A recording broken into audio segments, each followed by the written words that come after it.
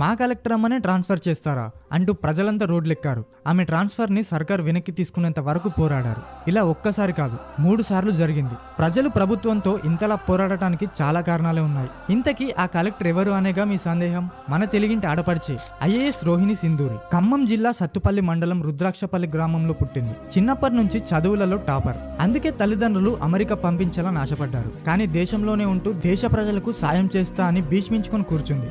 బంధువులు చుట్టుపక్కల వాళ్ళ నుంచి వెక్కిరింపులు, సూటిపోటి మాటలు వింటూనే సివిల్స్ క్రాక్ చేసింది. కర్ణాటక కేడర్లో పోస్టింగ్ వచ్చింది. సేవ చేయటమే లక్ష్యంగా పెట్టుకున్న సింధూరి మైసూర్ నగరంతో పాటు జిల్లాలో పెద్ద ఎత్తున భూముల అక్రమణలు జరిగాయని, ప్రభుత్వానికి చెందిన అనేక భూములు కబ్జాయాయని, అలాంటి వాటిపై దర్యాప్తు చేయించాలని మైసూర్ ప్రాదేశిక కమిషనర్ ప్రకాష్ కు లెటర్ రాశారు. ఈ అక్రమాల వెనుకున్నది మంత్రి మంజు. అయినా సరే ధైర్యంగా మంత్రిని ఎదిరించింది. దీంతో మంత్రులు, ఎమ్మెల్యేలు సింధూరిని ట్రాన్స్ఫర్ చేయించాలని ఒత్తిడి తెచ్చారు ప్రభుత్వంపై. దీంతో ట్రాన్స్ఫర్ లెటర్స్ రెడీ అయ్యాయి. ఈ విషయం తెలుసుకుని ప్రజలంతా ధర్నాకు దిగారు.